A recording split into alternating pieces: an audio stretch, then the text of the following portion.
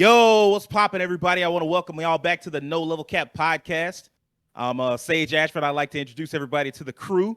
We got the collector of collectors and Twitch streamer extraordinaire, Will Coleman. How's Bloodstain going, Will? Right now, I think I'm almost done, and because I know how Castlevania works, I still got a lot more map to search out. So, come see me. I might even do it after this. Where we seeing you at, though? Where we seeing you at? TwitchTV.com, backslash Willie DC. I stream when I can because I work every day. Twitch.tv/Willie DC. That's what's up. Next, we got the Black Daredevil and the best actor in Austin, Texas, Terrence Flowers. What's poppin', Terrence? What it do, what the business is. Hey man, I'm just here. I'm ready to get into this topic. Yeah. I mean, nice shit, you ought to be. You was the one that was the one that got the most hype about it. Like I saw your reaction and I was like, shit, this might as well just be a podcast. Like you might as well just do it like that. And lastly, we got the living cartoon, the man with the golden voice, and the Shadow Hearts Covenant fan. What's going on, Rakeem? How you feeling right now? Man, when you feel down and out, God will make a way. And that way, apparently, for gaming is Kickstarter. Because Kickstarter, when that Kickstarter drop for this new game, I'm coming off. You had to come off a little something? Yes. But also, I'm ready for the podcast. PODCAST KEEM. Let's go. MICKEYMOUSC. All right. And I am Sage Ashford. Crooked letter. Yeah. Let's go. And I am Sage Ashford, the man who won't shut up. You know, on the No Level Cap podcast, we talk about all the anime, all the gaming, all the nerd culture, none of the bullshit. And I believe, if I'm not mistaken, and Terrence, you might know better than me, I believe we're on a milestone. Yeah, I believe 25. This is episode 25. Mm-hmm. So I would like to congratulate y'all, brothers. Y'all have been hard working. Y'all have done great, excellent work. And I'm so proud to be on episode 25 with y'all.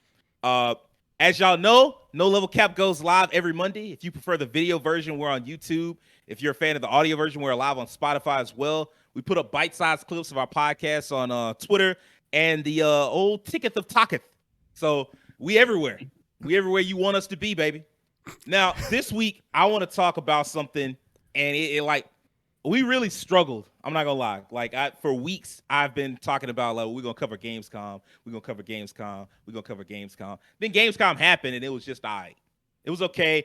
I didn't think it was, like, I thought it was interesting, and I did cover it on my Twitch channel, twitch.tv/Sage Shinigami. I covered it there. But, like, I really don't have too much to add on to it beyond that. And so, like, I was stuck. Because for weeks, I had said I'm going to cover Gamescom. And I had no idea what the fuck we were going to do when Gamescom turned out to be whack. Because I think Terrence was like, look, well, Gamescom was whack. So what we doing now? And I was like, fuck. I enjoyed it. I have no idea. I mean, there was good stuff there. It just wasn't anything worth talking in depth about. That's the only thing. You're correct. Because, I mean, like, it's too late now. Like, if it had been like a big thing full of like banger after banger after banger, I would have thought it was still worth covering days later. But it would have only been worth covering if we had done it that night and then maybe put up the next day. Yeah. And since that's not how schedules work, because this motherfucker is for free, because that's not how schedules work. It was like, all right, it's not gonna be big enough. We had to come up with something else. And then Netflix sent us a gift and sent some other people some pink slips by canceling Resident Evil, to which Terrence had a very interesting reaction. Like, Terrence, I don't know if y'all noticed, he real laid back, real cool. He is like that all the time. He's just a real laid back dude. But like, he saw Resident Evil get canceled. He was like, I don't know why they fucking bother. They always wind up being fucking trash. And I was like, say that shit. And so then I thought about it. I was like, man, are Netflix adaptations just a waste of fucking time? Like, they keep bringing them out every so often, or actually quite often. According to like Wikipedia, they have like hella adaptations of books and other things like that. Yeah. So like, when you expand it out beyond just anime and gaming, they have a lot of adaptations. But all right, like, is it like a waste of time? Are they just like padding they shit out? And so I guess the first question I would ask to y'all is, do y'all think these are a cash grab, or do you think they're bad because the creators just don't get the material? And I'm gonna ask Terrence first. What do you think, man? So I think that the reason I don't think they're a cash grab. I think that there's genuinely intent there to make something good. It's just that I think the problem with adaptations is specifically, I'm just going to talk about like anime and video games in this sense, is that it seems like the creators of these adaptations, they want to do their own thing with it. And as a result, it strays away from the material that the fans want. For example, let's see. I'm trying to think of the example that I had just totally left my head. But, well, you know what? You could say Resident Evil, really. Yeah, well, yeah, I guess so. Well, yeah, you know what? Why might as well just keep it simple. In the case of Resident Evil, I didn't watch the show. I'll be honest. I didn't watch it, so I can't comment on the show itself, but I will say, like, based on the direction that they took it, I don't really think anyone was asking for that. And it just begs the question as to why even do this. Actually, okay, the example that I did have was Cowboy Bebop. When I say that creators kind of wanting to do their own thing with adaptations, Cowboy Bebop is a perfect example. They brought that out, and there are some things that are similar to the anime, yes, but they really went in their own direction with certain things, and a lot of fans just did not like that at all. And as a result, I guess the viewership wasn't what Netflix wanted, and they just flat out canceled it. So I think that's the main problem, is that too many times the creators just want to add like their own little stamp on it. Because I get it, because this isn't even just a thing that's exclusive to anime and video games. Like a lot of book adaptations, they're not the same when they're adapted into movies or TV shows. Heck, out of like all the Stephen King novels that have been adapted plenty of times, a lot of those movies and TV shows don't take the same direction that the books did. I think The Shining changed some things, and there's quite a number of his novels where they may have changed the ending or changed little character details that either made it better or made it worse.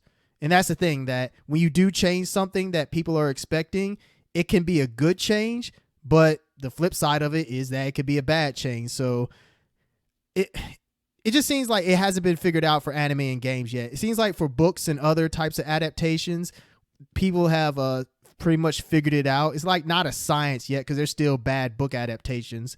But with anime and games, we just haven't reached that sweet spot yet where it feels like there's just this for anime, I'll say. For games, there are good adaptations. Live action, well, maybe not as much, but I'll get to that later on. Just from my perspective, I think they haven't been taken seriously enough. Like the adaptations for anime and games, most of them, they just aren't taken seriously in the way that they should. And I think that we'll eventually get there, because we're at the point now where these companies can't ignore how much anime and video games are to the industry. Like, these are billion-dollar industries, and it'd be stupid for companies to pass up the opportunity to make even more money off of this. So I think it's just a matter of time until it gets better, but as we are right now, it's just not there. I think that's a very fair stance, especially the part about creators wanting to put their own stamp on things. I'll probably come around and add a little more onto that when it gets to be my turn. But for now, Will, do you think the adaptations are just a cash grab, or are they just bad because like creators kind of like it flies over their head, like what how good it is, or like how good the material is, why it works? Okay, so the best way for me to put this is I think it's a bit of both, and I'll speak on both sides and like this. I think it's a bit of both simply because in the former, you kind of want to ride off the high that something may have when it's out, such as something like a Resident Evil. Like Resident Evil's been around for over like 2 decades now at this point almost. And making that new Netflix series was kind of out of the question, because at that point they're digging back into old material, which makes me touch on the latter part. The creators don't have like either the time or the patience to understand said source material that they're deriving their show from. And it pisses me off most of the time, or it just sticks with me a lot, where I'm like, wow, I'm glad you're giving us these characters, I'm glad you're trying to give us this story, but you're going to screw it up by trying to rush and make something. And look, I get it, Wesker was black, I seen that, we ain't gonna talk about it too much, but it happened. I think who else was in that show? I'm trying to remember. I think there was either a Jill or a Claire, and that was different. I'm like, y'all got the right idea, but y'all going about this the wrong way. You're pushing it out because you know it'll sell on name. But the quality of your show is going to suffer when you don't give me something proper and you have previous material to work from. That's what I don't like. Talk to me. You want to know what's funny is that technically they failed twice with Resident Evil because the movie came out, it wasn't good, and then Twice You're in right. 12 months, really. yeah. Yeah, Yeah. that's Damn, true. how y'all Holy manage to shit. do that? That's horrible. Animated But movie wasn't that great either, to be honest. I mean, yeah, some of those CG movies they make. I mean, the CG movies, honestly, in my opinion, stand taller than the live action. 'Cause I agree. At least yeah. they stick to Yeah. what we have on hand Right. and what we know. I guess I meant the animated show they brought out, which really was just a movie, kind of Oh. split up in episodes. If you watch it Okay, that way, well. yeah. Well, I hear what you're saying, but yeah, Mhm. I think a lot of it just comes down to straight up incompetence and wanting to rush it and wanting to get the money off of said name. Like I can easily talk about anime and video games, and I'll touch on the anime part right now. I think the bad part with anime adaptations is that a lot of times they pick the wrong shows to try to bring up. Mhm. Now, hear me out when I say this. I'm not saying that bringing up Yu Yu was a bad idea. I think it would have been a great idea had it had the right creative mind behind it. What I think is they mess around and they pick the most unnecessarily supernatural shows to put out, and they know they can't replicate what has been done in the source material. Mhm. So they end up having to kind of lose a little bit here, lose a little bit there, and the show falls flat because of it. And then the creator takes what's story wise and they try to flip it into something else. So it ruins what we already know. Like all of us are here to watch Yu Yu at least once, twice, maybe even 3 times, and we love it to death. We know what With happens each other. when, where, and why. Exactly. Exactly. You probably even watch it with each other, damn it. And imagine they put that live action out and they changed a whole set of fights, a whole storyline. Imagine that they changed how Yusuke ended up being a spirit detective. Imagine how they changed how that happens. And then we just be sitting there like, what are y'all doing? So that's really my take on it. I think it's just a case of them not wanting to get into the source material, stick to the source material. Like, I'm not saying be 1-to-1 so bad. Change up tiny pieces that we'll be like, oh, I didn't catch that, or oh, that's just a little something, no biggie. But don't change the whole outset of something. Don't do it, because when you do that, you ruin what was there before, and then we can't like the show. Keem, what's up, man? Like, do you think it's a cash grab, or do you think it's just that like they're bad because creators just it fly over their head the material, how good it is, or what makes it good? It feels like it's all over the place, first of all, because the quality of like some of the adaptations of games and anime is all over the place. You know, for example, Dragon's Dogma was to me was a terrible adaptation and wasn't a good quality show. For every Dragon's Dogma, there's a Castlevania, which is an excellent show that had multiple four seasons, and everybody liked it. In fact, I think it kind of goes back to like that first, for gaming at least, that first major success they got with Castlevania kind of opened the floodgates for them. Like, all right, let's try these other games now. This was a really big success. People really seem to resonate with it. Let's see if we can recreate this success with other IPs around it. That's how we got the Dragon Dogmas and the Dota adaptations. And eventually something really good like Arcane, which also was high quality. So in essence, yes, they are cash grabs, especially with Resident Evil. Because we've seen with Resident Evil, they have so many different adaptations like movies, shows, anime, like back to back to back to back. They're trying to get money off of that. Like there's and especially since they're not having the quality control up at a high level, and these adaptations seem to be not reviewing well. You kind of can see that there's not as much effort put into them. But the problem I think they're risking from is like they don't have consistent quality control over all the shows, which I guess kind of is impossible. You have so many shows on the docket with all different directors, all different casts, different budgets, different themes and everything.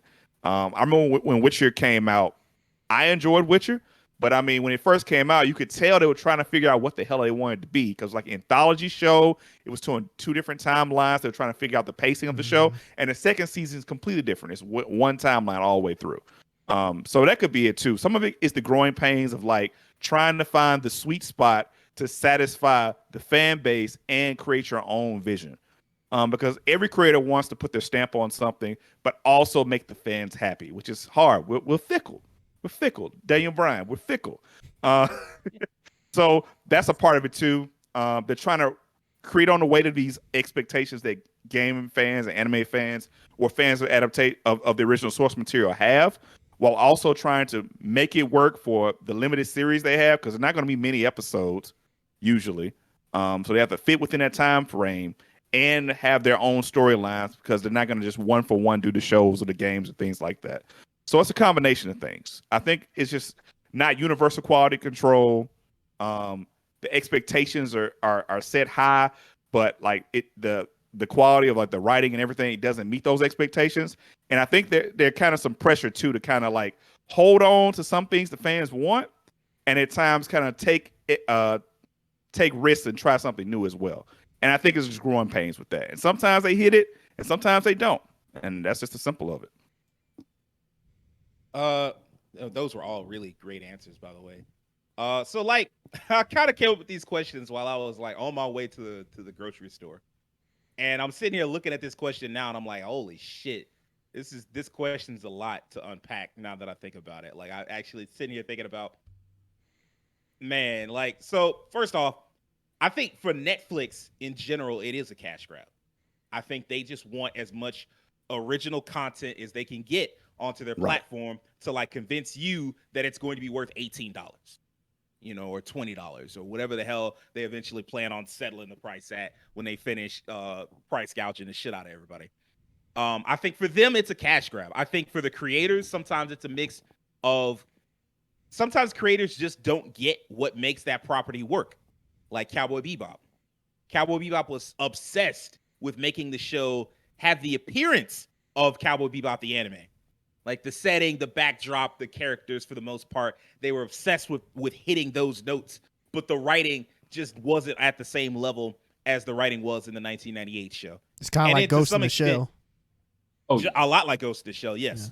And then to some extent, sometimes writing is a magic trick. And what I mean by that is like some things work in specific environments. There are some stories that work as a comic book and they don't work in any other medium. There are some stories that work as an anime and they don't work in any other medium. That's And a great so like point. it's a magic trick. Like you're like, oh, this is so great, and I'd love to see it as this. And it's like, no, you need to leave it where it is. And yes, sometimes you can like even when you faithfully recreate it, you're just kind of missing that certain something that made it work. And so it rings hollow. Like when the fans see it, it rings hollow. But of course, the counter argument is, why can't creators put their own stamp on something? Why do you demand, and like the gamers, why do you demand that it's slavishly adhered to like the canon? Why do you demand that it's a slavish adaptation like anime? And see, here's the thing. What's going on? I was just gonna say real quick that one example of that is the Lion King CG remake. How that's actually an example of being too faithful. It was so faithful that it was a fault because it didn't do anything different from the 90s cartoon version, which begs the question is like, why would I watch the CGI version over the cartoon version when the cartoon version is more stylized and looks, well, objectively better? So yeah, that's another thing is that when you're too one-to-one, sometimes it just makes it where it's like, well, why would I watch this over what's already available? And see, I guess that's the thing that I have as far as like that goes. I can understand why you would want a comic book to become live action, or I kind of not really live action, but at least animated. I can understand why you'd want the written word or like static images to become like, I want to see what it looks like in motion. I want to see what it looks like with the voices and the music and all of that stuff. I don't understand what you get for making a live action into a cartoon or making a cartoon into a live action. Kind of actually, live action is the problem here. Like, I can see why you would want to make a live action into a cartoon, because with the cartoon, the budget is damn near gone. Like, you can, like, all those impossible shots that you couldn't do, all the shit where the FX budget would be crazy or the practical effects budget would be crazy. Like, that's not a problem anymore. The only thing that matters is, can we get it done? Can we animate this in however long we need to before it has to premiere? Other than that, it's not a problem. And so, like that, I can understand. I don't understand the obsession with live action. But I'm getting away from my point. I think to some extent we've become creatively bankrupt. And so like when people go, why can't you make changes to the property? Why does it have to be a slavish adaptation of the anime? Why does it have to be a slavish adaptation of the manga? After a certain point, it's not that character no more. It's not that story no more. Mm. You've made so many changes. Like the question becomes not why can't I make changes? The question is why couldn't you make your own original IP? And the answer to that is because the original IP won't have the same name recognition. It's like that new thing that they're working on, Velma, the new cartoon Velma. I keep saying I'm really upset about it, and I'm not upset because they made a brown person Velma. I'm like, no, I don't give a fuck about that. That's cool. But like, if you've made it for adults, it's not all ages now. You've made it strictly for adults. You took out Scooby-Doo. Scooby-Doo not gonna be nowhere to see. You took out the Mystery Machine. You took out all this shit. It's like, well, hell, that ain't Scooby-Doo no more. And that's not Velma.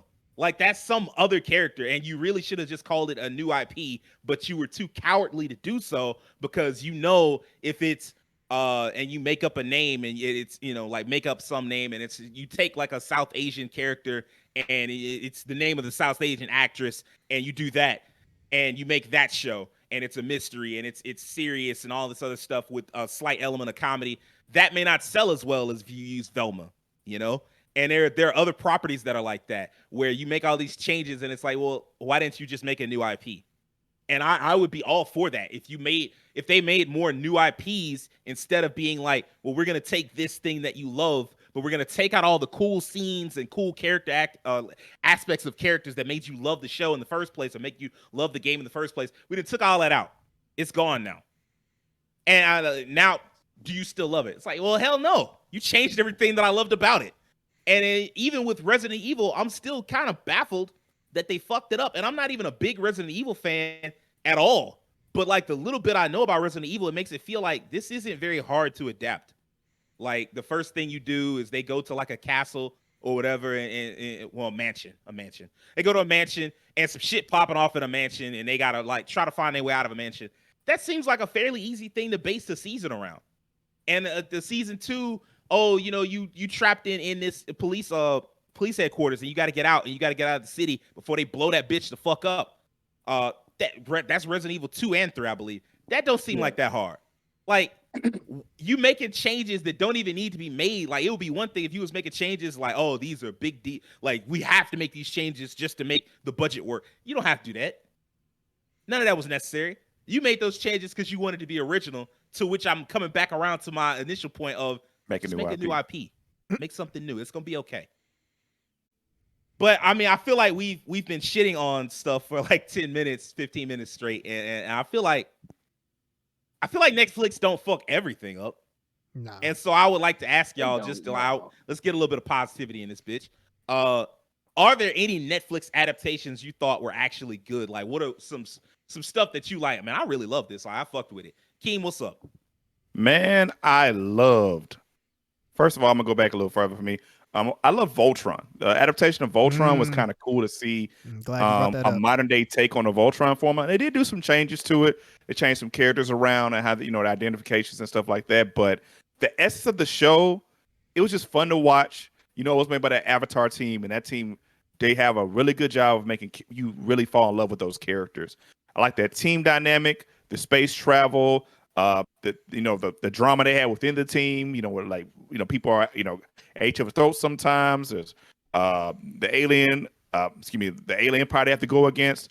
I really enjoyed watching Voltron. The only thing I didn't like about it was that the season towards the end had a weird release schedule where they had one part of the season release, then like 2 months later another part of the season release, like out of nowhere. So it was a little confusing. But other than that, I really enjoyed that one. But the creme de la creme recently I watched for me is Arcane. Man, for an adaptation of something that doesn't even have a freaking story, which probably is why they were able to kind of do whatever they wanted with certain beats, of course. Arcane was tremendous. It just felt like they knew exactly what the vision was. They knew exactly what they wanted out of that show. It had good pacing. It had good characters, good conflict, good combat, good animations, good villain. Everything was good. I really enjoyed that show. And I wasn't a big League of Legends guy. That show was so good, I was playing League of Legends for a few months. Just to get, just to get myself into that universe. I've gotten kind of excited. Now I'm even buying like the RPG just came out, that MMO coming out. Like that show by itself has made me more of a fan of that IP. Fighting game coming soon too. Yeah. Oh yeah, they do have the fighting game as well. Yeah, Arcane definitely was one I really enjoyed. And the last one for me, it has to be Castlevania. That was the first big adaptation I saw that was like, wow, this is their vision of it. And you know what, Sage? This is kind of interesting because it's the antithesis of the other points. They took their own liberties with this version of Castlevania. It's not beat for beat with the original game story. It's kind of a culmination of multiple stories in one. Yeah. Because it kind of starts out as Castlevania 3 and then kind of goes into another direction. Right. You got Symphony of Night in there and different things like that. And then like it feels like it does what fans kind of want. It gives an homage to little things that only fans would notice. Like I remember there was one scene where he was fighting this enemy, like these two enemies with a spear and a gargoyle, and it was like a boss fight. I remember from when I was a little kid from Symphony of Night. I freaking lost it when I saw that on screen. Seeing Alucard in combat and things like that. Like they got the little things right about it, and then they told the story they wanted to tell, and it was still good. Whatever adaptation does, if it can get those characters grounded, it's relatable to the audience, and it tells a compelling narrative, you can make it work. You just have to really care about conveying the characters in the story that you want to the audience in a good way. So Castlevania did a great job with that, and it's like one of the counter examples of how you can do your own thing with an IP if you respect the source material correctly. So yeah, those three shows: Castlevania, Arcane, and what was the one I said in the beginning? I'm sorry, Voltron. Voltron. Those are three I think were pretty good adaptations. So with Castlevania, I would say to some extent, like, how good was the story of Castlevania to begin with? If it was kind of told in a patchwork sort of fashion and the story wasn't that good, and then you get somebody who could come along and make a few changes they're kind of big, but it's like, well, there wasn't the lore, like the time, they had a specific timeline, but did they have like a built out story where you was already attached? And I would say kind of no. Like it was kind of like, at the front or within like the instruction booklet from the old NES games, at least until like Symphony of the Night, which is a different thing. What's up, Will?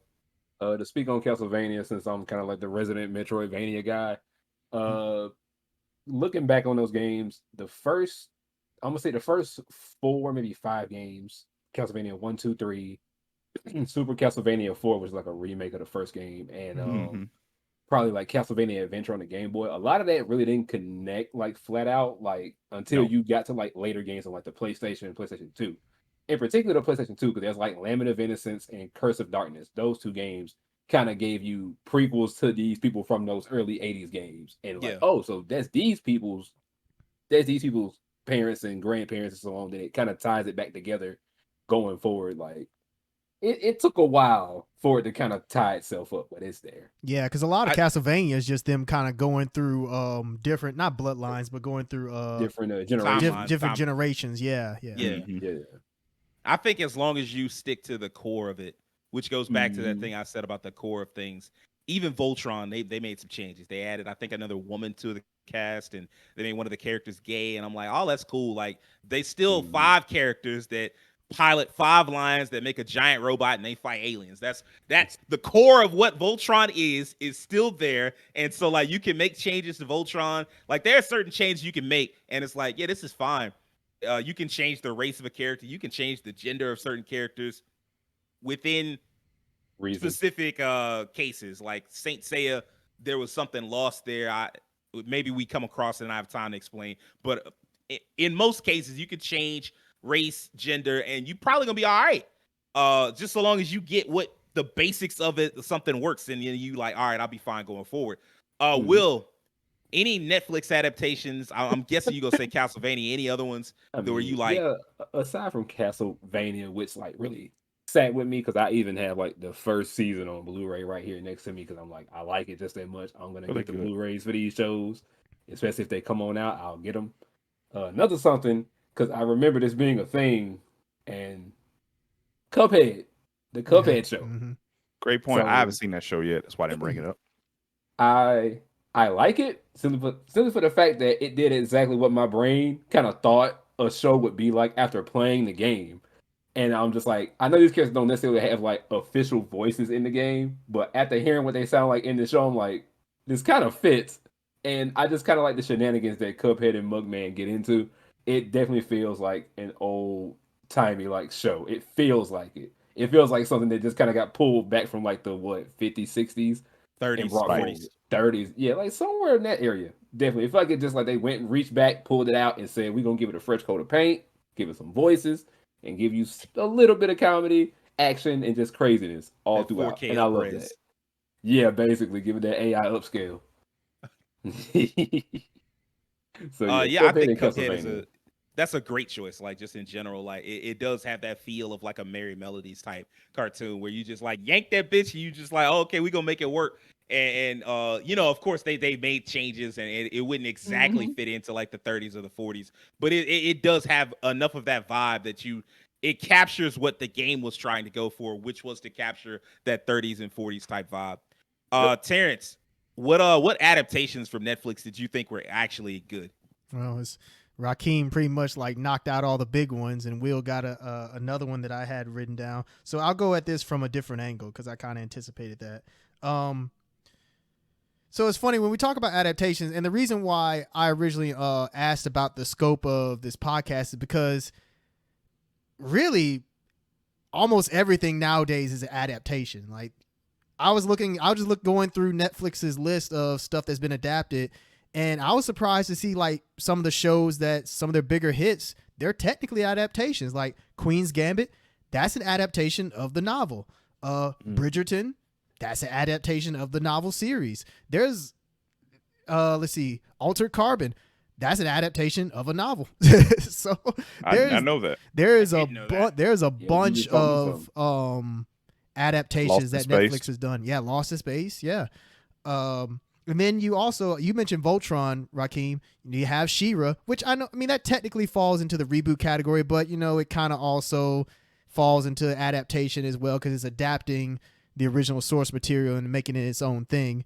And then you also have a lot of the DreamWorks shows, which are adaptations of the movies. There was a point where whenever DreamWorks would come out with a movie, pretty much Netflix would just get the TV show later on. I think Cartoon Network originally had the adaptation for How to Train Your Dragon, and I think Right. Netflix has it now. They continued it anyway. And then there's one for like a Boss Baby. Kung Fu Panda had an adaptation. I don't think that was Nickelodeon at first, I believe, but there's just so many. And so I think too often when people think about Netflix and when the whole conversation around Netflix and adaptations comes up, it's usually just about the anime and the gaming adaptations because let's be honest, those are the ones that aren't up to snuff yet. No one has really gotten it right. And this isn't a Netflix adaptation, but there are like two movies that I can think of off the top of my head that I think did a really good job at being anime adaptations. One of them is Alita Battle Angel. Like it's not the greatest movie in the world, but it did a pretty good job of adapting the source material. I really hope we get a sequel at some point, but who knows? And another movie which a lot of people don't realize is an adaptation is technically the first name for it was The Edge of Tomorrow, but when they released it on physical media, they called it Live, Die, Repeat. No, go ahead. Go Oh, ahead. okay. You good. Yeah, You but good. that's based on a manga. So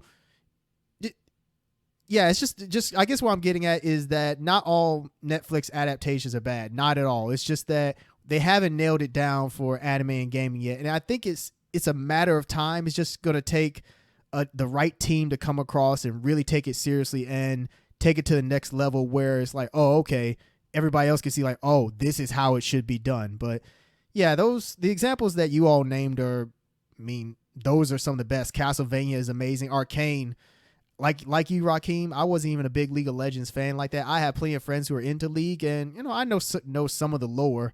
But when I watched Arcane, I was like, I need more of this, especially the way they left off that season. I was like, Netflix, Man. you better not cancel this. Show was so good. So yeah, Netflix, they for all the stinkers that they have, there is some gold amongst the turds. I'll put it that way. It's hard. Like when I came, this was the question that made me go like, maybe Terrence is right. We should just keep the answer narrow. Because I was sitting there and I'm like, man, there's a lot of, like you say, there's a lot of adaptations. They've been doing a lot. because I got one that y'all aren't thinking about because Oh yeah. everybody like Terrence geared it towards like novels and everybody else geared it towards anime and video games. But here's one that was a really good adaptation, and I have two. They're both from the same source, really. Here's some that you're like, oh yeah, this is technically one. Daredevil. Yeah. Yeah. Yeah, good Yeah. point. Daredevil was godlike when that first came out. Like they started that out as like the Netflix TV universe. That was originally before all the Disney Plus stuff. Netflix was going to be in charge of the television aspect of the MCU. And I don't know what happened behind the scenes. I don't know if Kevin Feige was like, "Hey man, I don't really like that shit. I never wanted it to go to TV anyway." I don't know what happened, what It was conversations went Iron on. Fist. Because it was before Iron Fist. Like when you think about it, even though Iron Fist was indeed fucking terrible, I don't know what happened, but somewhere along the way they didn't feel comfortable even saying Iron Man. They didn't want to say Hulk. You know, it wasn't the big. It wasn't Hulk. It was the big green guy Yeah. and the guy with the hammer. green. And all, big green. But let that child alone. But it just after a while it felt, and this was like as early as Daredevil season 1, really, when I think about it. Nobody wanted to say Thor, nobody wanted to say Hulk. It was always the big green guy, the guy with the hammer, yada yada.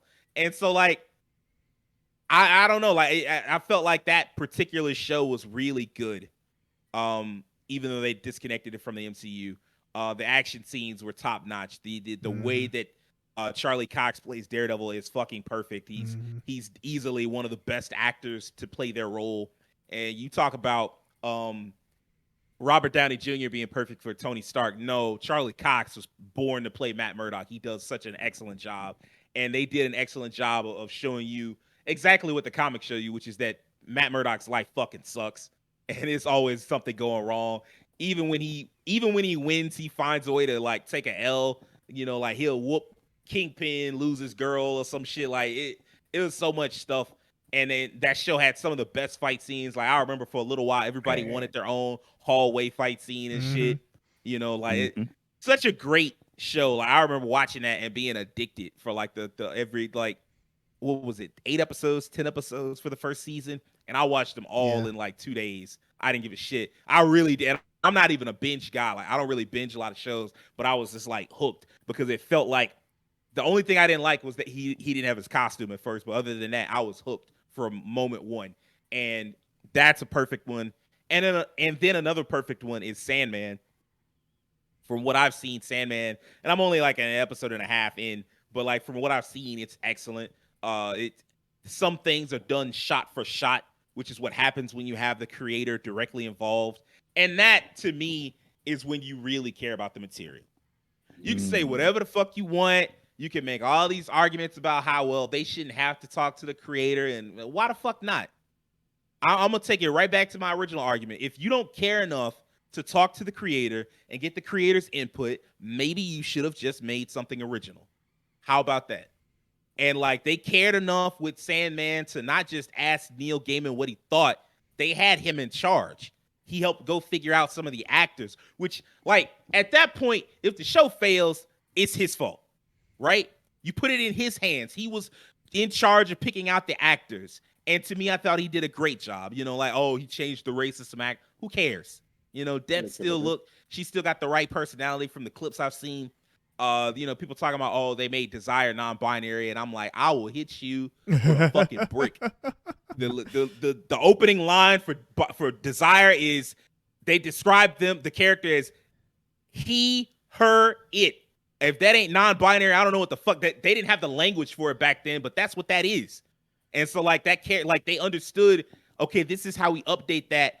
You know, the original story came out in like 1980 something, and then, you know, that was 40 years ago, damn near. And so we have to update it for today, and they did a great job of that. And like the way that they shot, like some of the, as much as they could, they did things shot for shot, and they understood what they needed to change because it just wouldn't work in real life.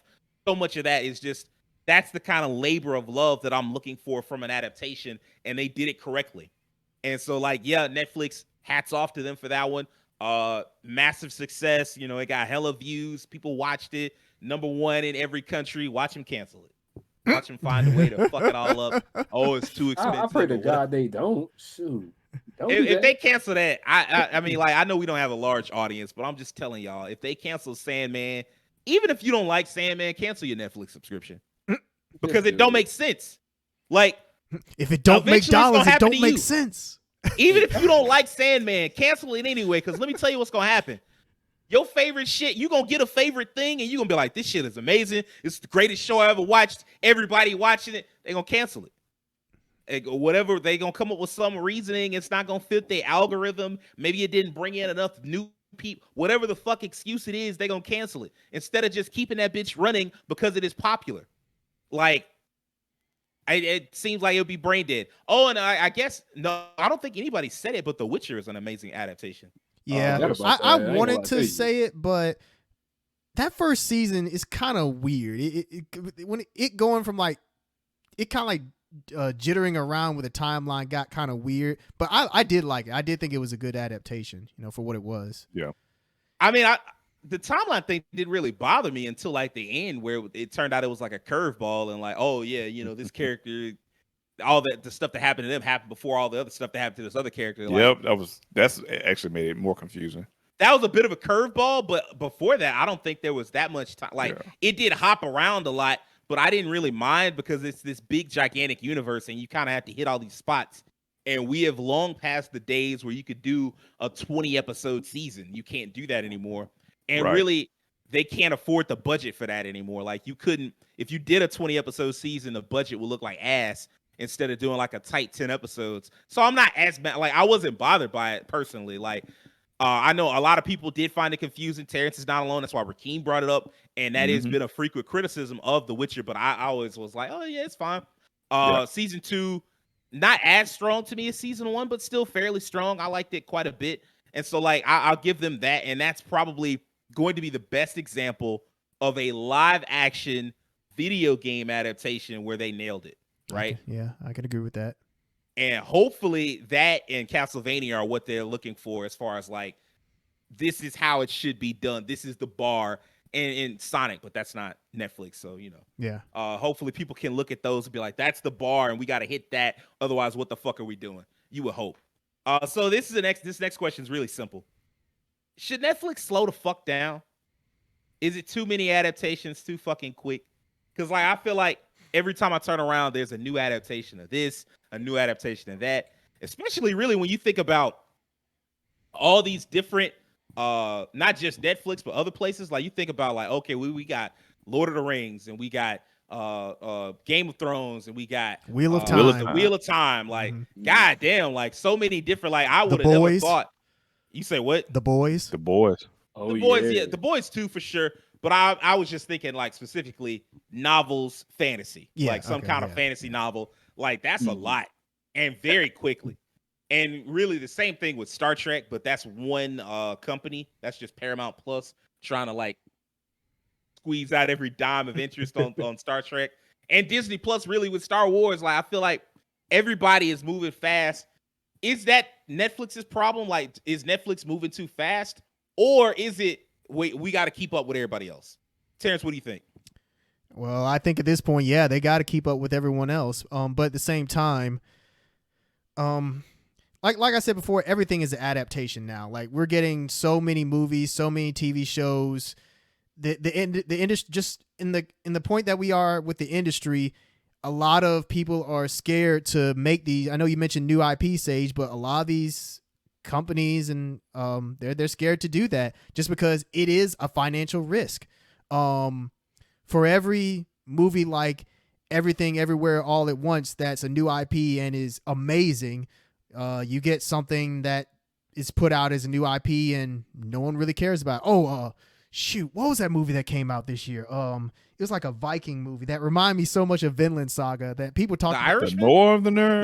The Northerner, yeah. Northerner, Like yeah. that, Yeah. like people, I don't think that's an adaptation of anything, but like I heard a lot of people say that movie was pretty good, and guess what? No one saw it, and it didn't do that well at the box office. So it's just one of those things where it'd be great if we could get more new IP, but sometimes they just get ignored. But Yeah, I don't think Netflix should necessarily slow down the pace. What I think they need to do is acknowledge what people want and what they don't want. It's like, give us additional seasons of shows that people actually care about, that they watch. I remember that there's this show, this isn't an adaptation, at least I don't think it is, but there's this queer vampire hunter show that they recently canceled. Where it was like a black vampire hunter. It was pretty much like Buffy in a sense. Of it, but I know what you're talking about. Yeah. They canceled that, and the viewership, people were like showing receipts on. They were saying like, "Yo, the viewership for the show was there. Like, why would you cancel it?" And I mean, Netflix is never going to tell you the reason why because they don't have to do it. But yeah, it's just First Kill. Yeah, First Kill. That's what it was called. Yeah, yeah. But Netflix should just acknowledge what people want and what they don't want, and it's kind of hard to get invested in these shows because you don't know if they're going to stick around or not. For example, when the One Piece adaptation comes out, after they screwed up Cowboy Bebop, I just don't have faith in it. And something like One Piece, I don't know how you do a live action adaptation of that. It's just too big. Like, where are you going to stop the story? Like, are we just adapting like one particular arc or something? Like, what are we doing? Like, I don't know. Did you have something, Sage? I mean, this kind of leans into a different topic that we might do, but I mean, fuck it, we're here now, and you kind of open the door a little bit. I feel like I don't want to see no more anime adaptations. Yeah, like, Cowboy Bebop was the easiest to get right, and they blew it. Yeah, they had that opportunity. It was and when I say easiest, I don't mean from a writing perspective. I mean from like this is a realistic-ish anime. It's Firefly. Right? Like, all you have to do is pretty much just make Firefly. It's a lot like Firefly. It's not all that fantastical, over the top. You know, it's not gonna be some dude transforming Gear 4 like four different Saiyan forms and eventually turn it into a cartoon and all that. It's not all of that, and they still blew it. And so I'm like, damn, y'all can't get this right. Cowboy Bebop was always the one where I was like, I feel like y'all ought to be able to do that, and they blew it. So if they blew they blew it on Death Note, man. Death Note shouldn't have been that hard. Death Note should have been just as easy. It's a dude with a notebook. It's so weird, man. The casting for that was off. The plot was off. I don't know. Man. I heard they're doing another thing for Netflix with Death Note. They are. The writers from Stranger Things, they're gonna do it. Yeah, I forgot about that. And, okay, that kind of goes back to this question: is like, do they need to slow down? I don't think they necessarily need to slow down. They just need to stop making stuff that people don't ask for. Like, nobody's asking for another Death Note adaptation. Hell, we already have all the Japanese live action adaptations. We don't need another Death Note adaptation. We don't need a One Piece live action adaptation. All the money that you're going to waste on that, and I guarantee you, mark my words, that show is going to come out and it's going to fail and it's not going to get another season. And guess what? They would have wasted all that money for nothing that they could have put towards something else. So that's just my thing. Geico? Gotta go to get canceled is what they gotta go do. That's what's gonna happen. I'll put it this way. You know what? I'll eat crow if it succeeds and it gets another season. But I just don't see it. After you messed up something like Cowboy Bebop, it's just like I don't have any more faith. So that's really my answer to this. You get it done on normal and you crank the difficulty up to like impossible and you like, I'm gonna beat it this time. Like, no, the fuck you not. You finna lose just like last time. Yeah, so that's ultimately my answer to this question is that I don't think they necessarily need to slow down. They just need to stop doing things that people don't want and give people more of what they do want. You know, just listen to your audience. I don't think it's that hard, but for some reason Netflix makes it seem like it's just impossible to know what to do right. I don't know. Will, do you think they should slow down? Like, is it a matter of them slowing down, or is it something else? Honestly, I ain't gonna lie to you. Terrence really kind of just snatched the answer right out from under me. But I'll say it like this. I don't think they need to slow down. If they're going at the pace they're going at, fine. And basically the way Terrence said it, and how I kind of like try to tell people in arguments, you hearing what I'm saying, but you're not listening to what I'm saying. So that's what Netflix need to do. They need to listen to what people want. If they can do that part, perfectly fine. If they can't listen to us, they're going to continue to straight up drop shit bombs on the fucking service. So I just don't know. And knowing that the One Piece thing is happening, come on, man. It's Monkey D. Luffy, it's Nami, it's Brooke, it's Frankie, it's all these people that we know iconically. How I know well you ain't finna find somebody to dress up like Sanji that can cook and only fight with his feet. Who you gonna get to do that? Who you gonna get to come out here and just get the kicking unless he's a Me, if they pay Taekwondo me enough. master? I feel like Sanji. I feel like the cast already came out, huh? I think the Yeah, cast they is got the out, cast but out. Yeah, I the just cast is I out. feel like they're gonna fuck this up somehow with that cast because there's so much fantastical shit that they're gonna have to try to pull off. Yeah. Remember what I said earlier, Sage. They always pick the most supernatural shit to try to adapt to real life, I'm and I gonna put it to think you that's like a this. big problem. Yeah. How are I think those? that's a How are big problem. the gum fruit I'm going effects to are put gonna it to you look? like this. What's up? Because the Miss computer can't do all Marvel this got all a the time. whole other set of powers because they was like, we feel like stretch power is gonna look weird on television. I get that. That's all Luffy does. Yeah. Yes. I know. What the fuck are y'all gonna do? Like Disney said, we give up. She gonna have some energy powers. God damn it, that's it. Y'all gonna be like, we gonna try to make it work. They'll It's get gonna look Luffy like again. ass, or he gonna barely use his powers. I bet that's the route they go. I bet he barely uses powers. I bet he uses powers once episode, like back in the 70s. Remember Lou Oh, no. Ferrigno? Oh, He Lord. like turn into the Hulk once Yeah. episode. It'd be like, oh shit, here come the Hulk. It's like, man, all you had to do is put some green paint on this man, and that was it. But you still Man. couldn't have him show up on once episode, huh? I can't. No, I no can't wait to gum see- Gatling. No, like. I can't wait to see y'all talk about Luffy. I can't wait to see Zoro with a sword in his mouth on that live I Oh wonder my how that's what goodness! I'm saying. Oh my goodness! How they gonna handle that? And just like Terrence said, I wonder what arc they're gonna touch on because I wonder how in the blue hell, especially if it's an arc where how y'all gonna make Frankie come out? How y'all gonna make Brooke show up? Explain that to me. Explain how you gonna make a talking skeleton appear on screen. Hey, I ain't gonna man. lie to Explain to me y'all. how you gonna And- make and this you know man Brooke do- probably is. And you know Go the ahead, say. wildest thing about it is Oda is involved with this, and so that kind of it's like how I don't know. Man, that man Oda barely able to see straight to work on One Piece in the first place. He spent all day working on that. He come there to the show. He look at what they do. He's like, yeah, this all right. I got to get back to the shit that actually people care about. And he go back doing that. He probably just nod his head, be like, yeah, this is cool. Like, as far as Oda being involved, I'll tell you what. You want to know how much you can believe in Oda's involvement? How much? Look for the Metacritic scores on that new One Piece game. Because Oda's involved in that. And if that game is ass, that should tell you something. Like he cares about One Piece the manga and One Piece the anime, and then after that he like, I mean, you know, y'all do what y'all want to do, and we'll see what happens. As far as I mean, like I'm not even a big One Piece fan, but it's kind of obvious. And I'm gonna be honest with you, I would rather take a Japanese adaptation with all the cheese and like the ridiculousness that comes with that. Yeah. That kind of look like a Super Sentai or a Kamen Rider show.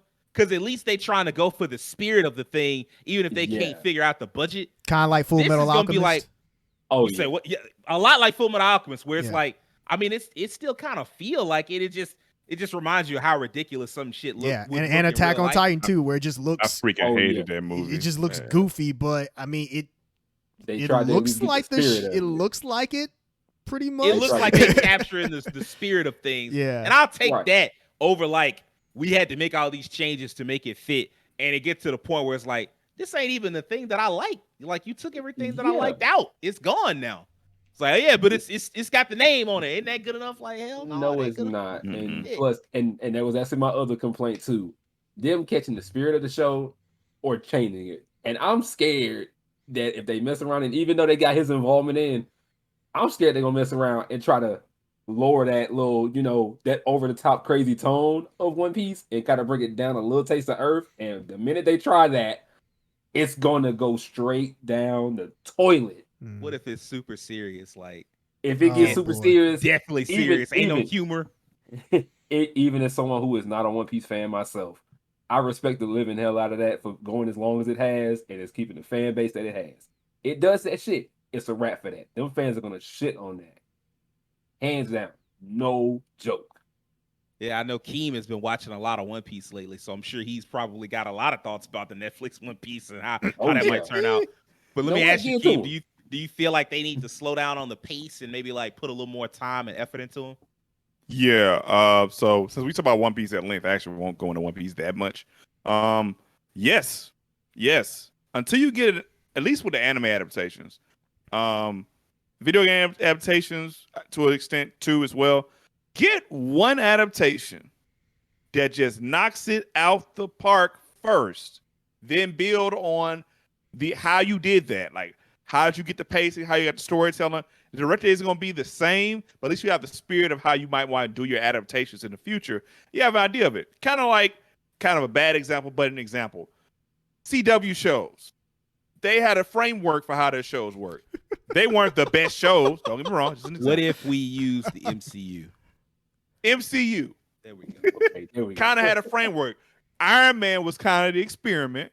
We can agree to that. It was the experiment. And from there, they tried to get the identity of the different movies.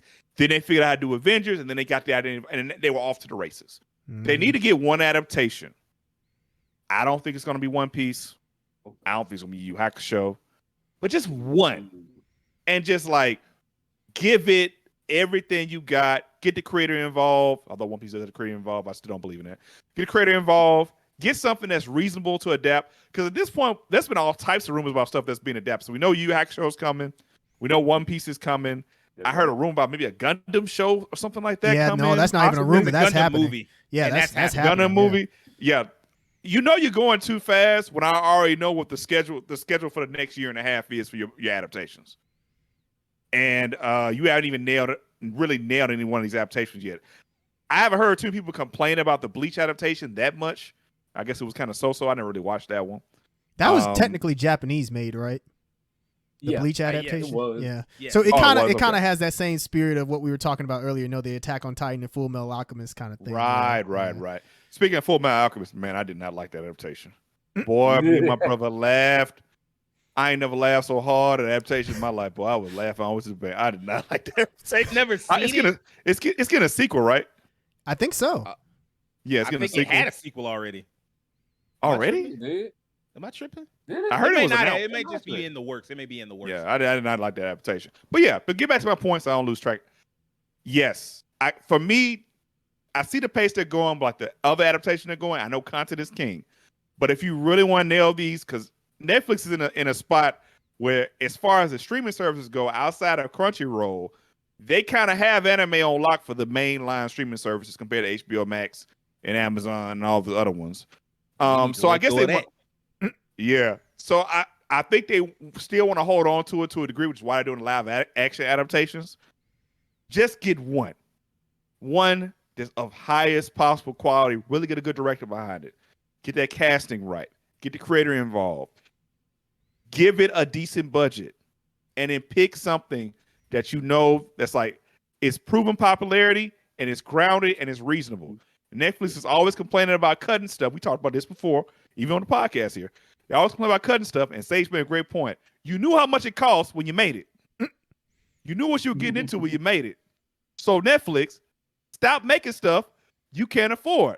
Stop cashing checks your butt can't cash. Facts. Stop. So yeah, for me, I need them to slow down. Get one or two main adaptations. Really put effort behind them.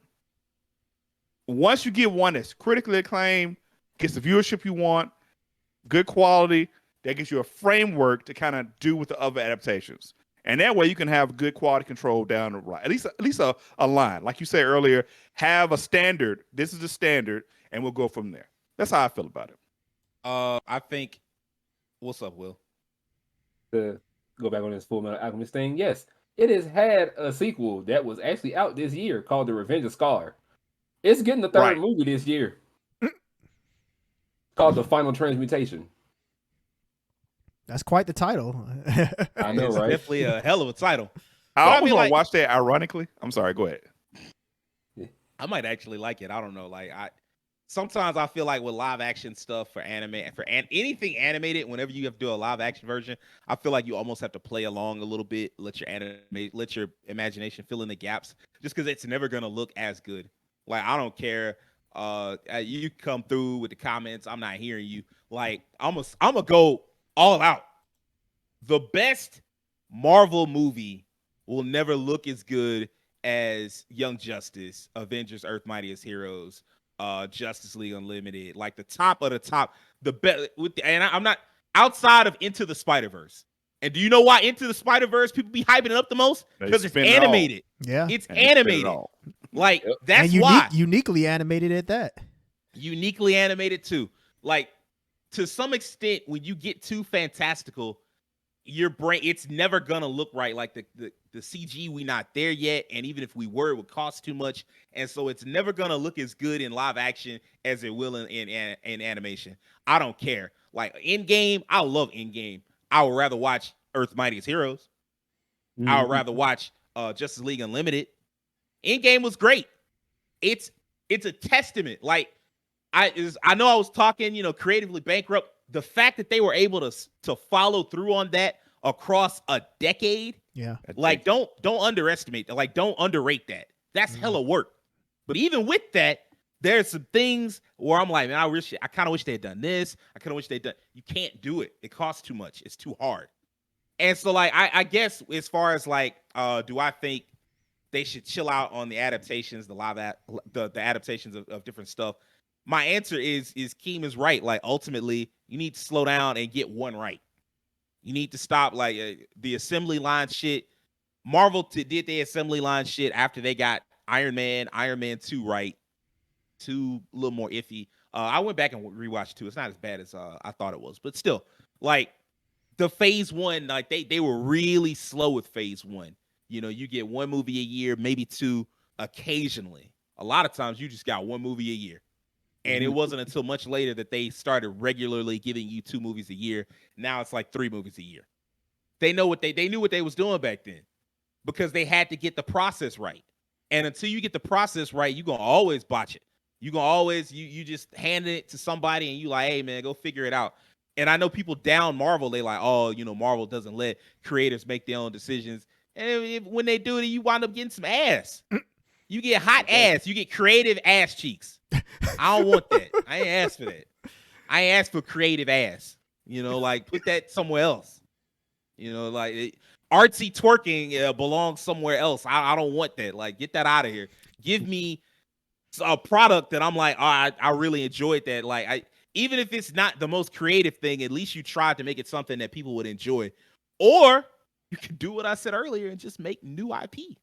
And I know what Terrence was right. The Northman, I don't know how well that sold. I don't know how well the Northman performed. I know A24 be making original type shit all the time. Yeah. But I mean, all of them not hits. Yeah. A24 is only known by like heavy film buffs. Like they not known like a 20th Century Fox or like a what's another studio that I'm blank Lionsgate. Lionsgate, Miramax, that type shit. Like they not as known as that, and that's okay because they've resigned themselves to doing original shit, and I think that's cool. As far as Netflix goes, I guess Terrence is also right. Like Keem is right in that they should slow down, but Terrence is right in that they can't slow down. They kind of stuck. They kind of at where they at because they gotta keep up. Yeah, competition has ramped up. It's lit a fire under their ass. They have no choice. But you know what though? Even though you're right, also fuck Netflix because they had years to do this. Yeah, they was the first ones. They put Blockbuster out of business. They was the first ones up. They had all this time to try to figure out how they wanted to do it, and they wasted it all. And now you sitting here like, oh, I don't, Star Wars, Star Trek. How we gonna compete? How we gonna compete with Game of Thrones? I don't want to hear it. You had years. All that shit that you talking about happened in the last 2 or 3 years. Happened in the 2020s. You was running things in the 2010s. You had all that time, and now you sitting here wondering how you gonna figure it out. And so now you throwing whatever at the wall that you can to see what stick. Fuck that. This is your fault. This is your mess. You need to lie in it. And also, yeah, I did say that thing that Keem said. You know how much you caught. Like I said that right before the podcast. We was having a conversation about it, and we was talking about shows getting canceled all the time. And I'm like, you always talking about expense, and I'm like, you knew like when somebody described to you what the show was gonna be about, cyberpunk world or like a world where fantasy could happen at any moment. Like when you heard all that shit, you should have known. Like the dollar signs should have started tallying up in your head, and you should have been like, fuck, we can't afford that shit. What's good, Terrence? You want to know what show like is a perfect example of that is Alter Carbon. Dude, Alter Carbon. That is the exact show Yeah. that Keem said when we was talking about it. He was like, that show, when I watched that first season, I was like, this looks hella expensive. Like, this looks like damn near a movie. Like, how the hell are you all doing this on a TV show budget? And yeah, they asked the same question. It's one of the most expensive things that I think Netflix has made. So yeah, you're right. They're writing checks that they can't cash, and that is the their show fault. that got canceled like that. It wasn't fantasy. It was the opposite of fantasy. It was the other show got canceled for the same reason. Because it was too expensive. Yeah, but it wasn't fantasy. It was like the opposite of futuristic. Too expensive. Marco Polo, was that it? Oh yeah, I think so. I think that's the name of the show. Like I feel dumb right now, but I think that's the name of the show. Marco Polo was extremely popular. Let me kind of look. Hold on. And they canceled the fuck out of it because it cost too damn much. Like, people was like, man, this show was really good. It was great. It was like, yep, it was great. Too damn much is what it was. That's what Netflix was saying in the office. It's really expensive. It hurt. Cut the shit off. You know? And that's the problem. Like, you don't want to take the time and take the budget. Like, the Get Down was like that too. I remember that one being really expensive. Yeah. I like what I seen in the Get Down. I didn't watch all of it. Mostly because it got canceled. Like, it got canceled, and I was like, why? Ain't no point in me getting too invested in this. I come back and get to the end of it and be like, man, that was fire. What arrest at? And I know it ain't gonna be no arrest. Like, ain't no point. And so, like, that's your problem. Like, maybe instead of launching 20 different series and hoping that you get 5 hits, maybe you just launch 10 series or 8 series, and you like, oh, we gonna make sure that all 8 of these are hits. So yeah, right. I think they do need to slow down, and you might just have to take some egg on your face for a little while. You might have to fall behind Hulu and Disney Plus and HBO Max. You might have to, because like y'all are I don't know. HBO Max is that meme of taking the stick and putting in the wheel of your bike. That's what HBO Max is right now. Yeah, they kind of cut themselves off. Okay, so you might only be falling behind Disney Plus because HBO Max seem like they about to hold themselves. Yeah. Paramount really is just the Star Trek network, so unless you like Star Trek, ain't no really point in going to see that. Peacock, all they got is wrestling, and everybody else is niche to the point of irrelevancy. So yeah, Amazon's got some stuff, some traction. Amazon is like really good at Amazon and Apple are really good at putting their, which is kind of what I think you're getting at, Sage. They're really good at putting their focus in a couple of TV shows, making those really good and capitalizing on that. Amazon, what they have going for it is that when you get a subscription to Amazon Prime, which everybody wants because they want their 2-day shit, you automatically get a subscription to the show or to the service. And so like you like, oh, okay, well, I'll just check out what's on the service. I already have it. Netflix does not have that going for them, but what they do have going for them is that they're the first. When you think of streaming, you think of Netflix. It's like, what's the word I'm looking for? It's like Kleenex. That's not what it's called. Oh, I know what you're talking about. Like Q-tips. You know? Q-tips are technically, Q-tip is a brand. It's not like, it's technically a cotton swab. Called. Yeah, you're right. Kleenex. There's other cases like Jacuzzi. Yeah, Advil. That's all of that. Yeah. Like, I know what you're talking about. I remember talking about that in school. Yeah. It's like a jet air bath or something like that. Who the hell says that? That's the problem. Yeah, that's what he's getting at. Like when you Google something, you don't say, "Oh, I'm going to internet search it." You say, "I'm going to Google it." Oh, so that's like, a good point. Yeah, that was genius. I get you. That was genius. Well, what Sage is talking about something I learned in during my time in undergrad under communication. When your brand can become synonymous with a certain item, whatever where industry people, that is, yeah, when people just call it that, regardless of if it's actually that brand. Like, for example, when you say Kleenex, I mean, you could be talking about Puffs, but still just clean. Same thing with hand sanitizers. We talk Germex instead. Exactly. Exactly. Keep in mind, it's not called Hulu and chill. It ain't called Disney Plus and chill. Ain't none of that. It's Netflix and chill. Like that's what Netflix is. They don't say streaming and chill. Nobody says that. Nobody cares. That's not how that works. And that's just like, y'all have the brand of being Netflix, and maybe you might have to take a little bit of an L and slow down on all the content you're creating. You're producing too much content, and some of it is not. A lot of it ain't even good. So yeah, slow the fuck down and get what you can right, and then you can speed up later. Like, while everybody else is tripping over their own feet, you got the time. Like you had the time before, and now's the time to try it again. Right. Real quick, and this is the last Right. question, real quick. Sure. Do y'all think bad adaptations will hurt potential like projects in the future? Terrence, you up?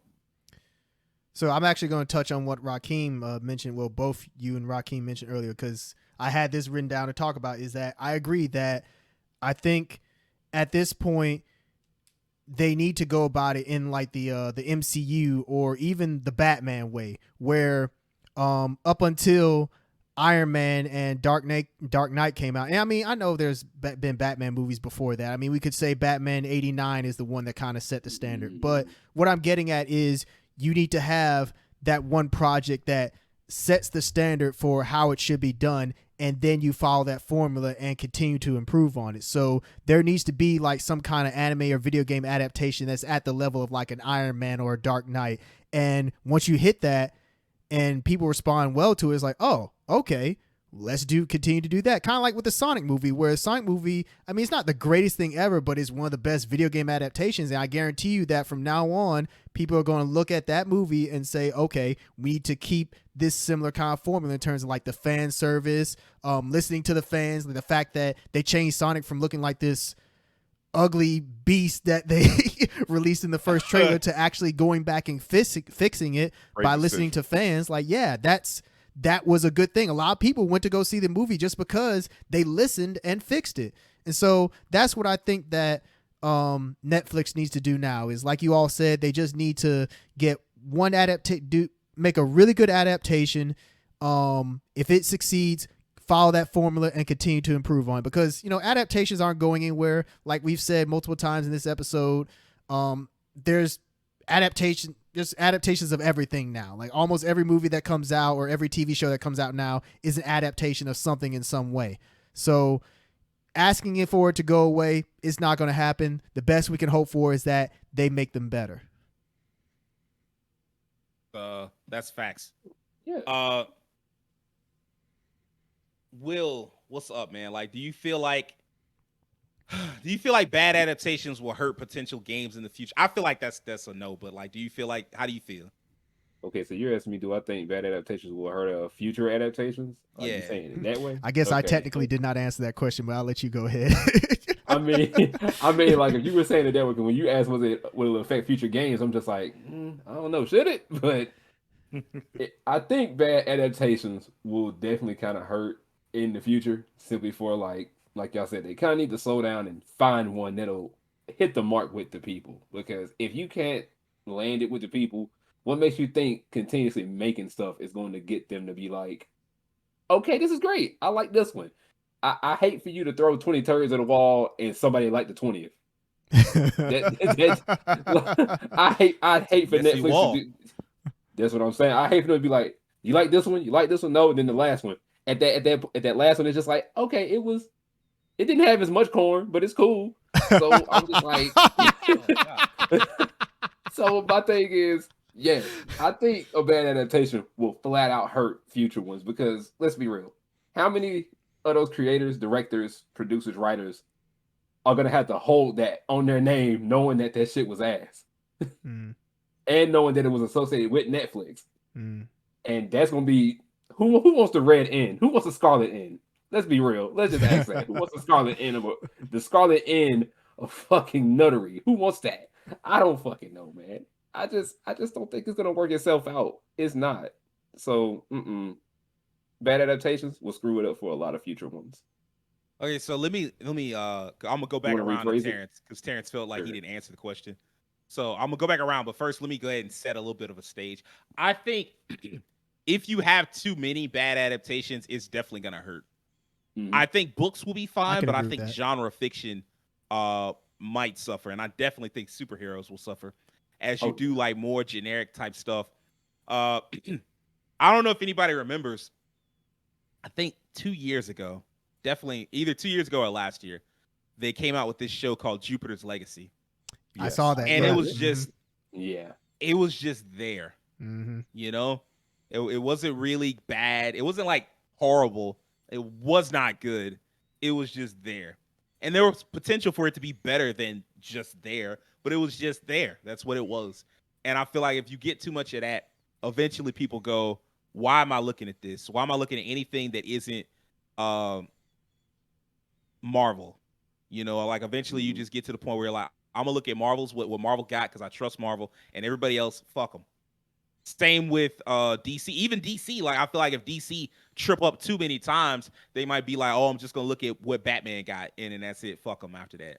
Like if the Justice is, if the Black Adam film sucks, if Aquaman 2 and Shazam 2 they suck, if they're dumb enough to put out that Flash movie and that sucks, people will eventually just be like, I mean, Batman is the only character y'all got. That's the only thing we gonna care about. It's gonna be like what Terrence always says, where WB just stands for Where's Batman? You know? Wins Batman.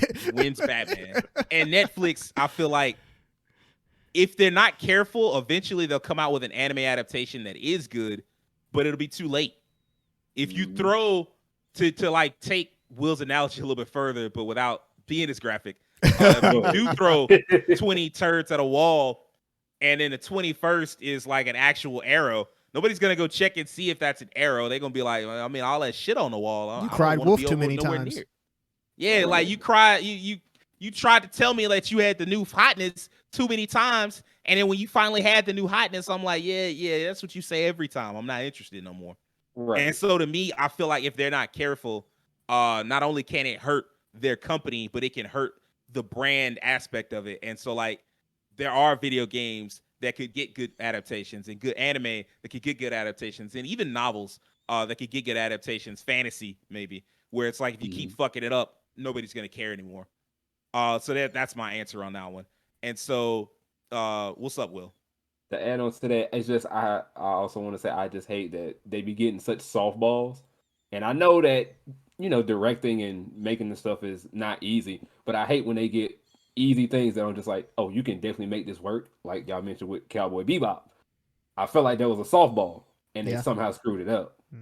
I hate when you get something that easy and you fuck it up. Like how can you get something so simple? It's a simple plot, simple thing you can kind of make go. And you just like, we're gonna turn left. It's not what it's supposed to be. And then it ends up not being great. I think Cowboy Bebop in some way, like I think superficially it was an easy softball, but I think once you like drilled a little further down, it was actually really hard to do for a lot of reasons. One of which is that it's not designed to go for multiple seasons. It was a 26 episode series. Yep. You might could have gotten a little bit of more detail out of like Spike's backstory. Maybe you could have told it a little more clearly, because I always felt like that the backstory was a little more shrouded in mystery than it could have been more. You could have expounded on a little bit, but like ultimately, I feel like after the second season, you probably would have ran out of things to do, and you'd have been coming up with completely original shit. And that universe was really tightly. It wasn't meant to be a universe. It was just meant to be a story, and then you move on. Like everything now has to be a cinematic universe or whatever, and it's like not everything back in the day needed that, and now not everything now needs that. And so like that's what I mean when I say like aesthetically it should have been easy to nail it and get it right, but like once you drill down into what made that story work, I feel like it was a little too hard for like how we tell stories in America. And so like I don't know. That's fair. That is fair.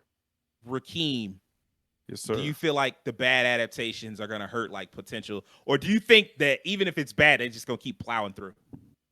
I feel like they're going to keep plowing through. However, once they get certain bad receptions, someone up top is like, look, these are not working.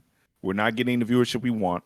We're not hitting certain metrics. It's time to phase into something that's easier. Maybe like some more reality stuff or like some game show stuff, lean into the comedy stuff we've been doing. Double down on comedians or something like that.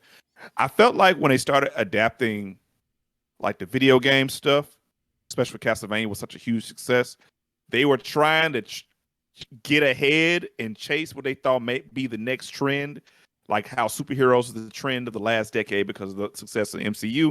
Maybe they thought, okay, maybe video game adaptations will be the next big trend coming up. Let's get ahead of the curve and control that early, so when it hits, we'll already have plenty of that, the viewership there, and people who want to see that stuff will get to see that. It's kind of like how Crunchyroll has all the isekai anime.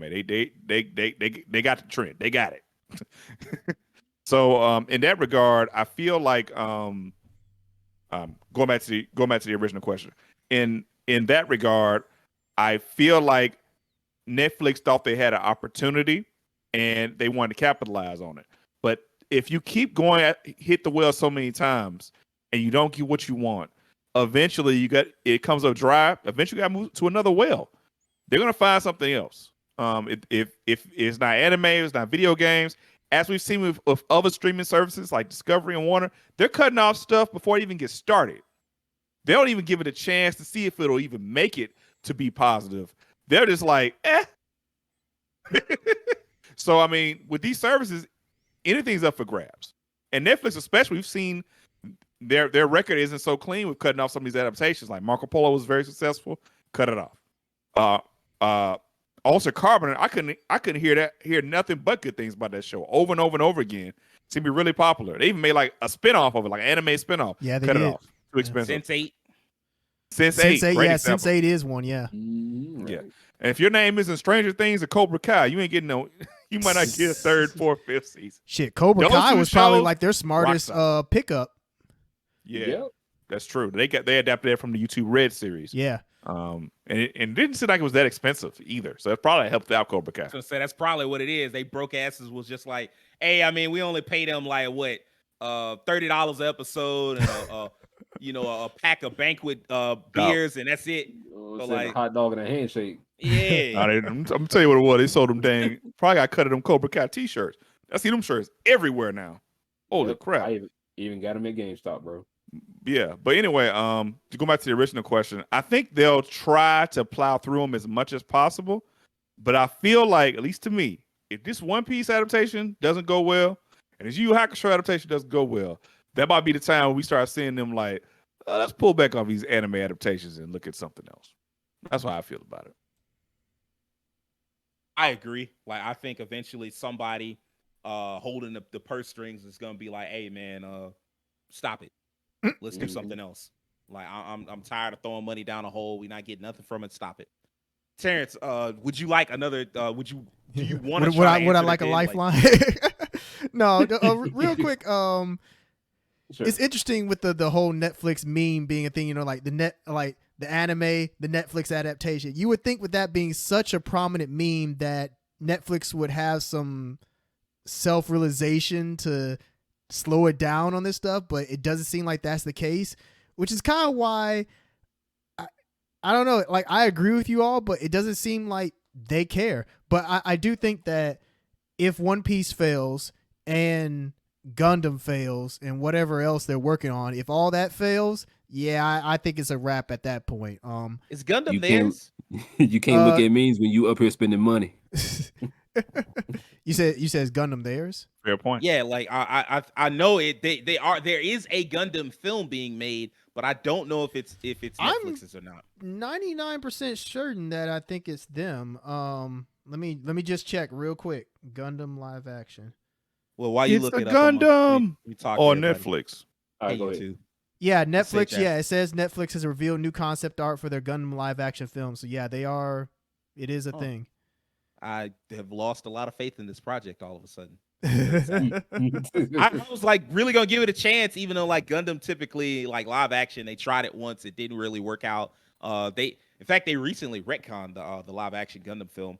So like I was like, I thought that we was done with that shit. Not to mention the Build Fighters live action show or miniseries they had. See, that again is Japanese. Yeah. Because the other movie, the film that I was talking about, they retconned is G Savior. It came out in early 2000s, I believe, and it was like took place in the Universal Century main timeline, all that shit, and it was American. It was. I remember this idea. movie. I've seen it. Might have been Canadian, American. I've seen this. Something like that. Because I remember seeing it. I was like, is this a Gundam movie? What the hell is this? Yeah, it's not good. It's not weird. good at all. my thing is, if you're gonna do that, you gotta get Guillermo del Toro, man. I mean, Pacific Rim is the closest thing we have to a Gundam movie, so it's like get him to do it. It's as simple as that. Or James Cameron or somebody. Yeah, well, with James Cameron, it would take nobody will forever. figure it So out. that's the only thing about Oh, that. You know, that's till 2028. It would take a Brother, decade. take his time. It would take a decade or like 15 years before you get that movie.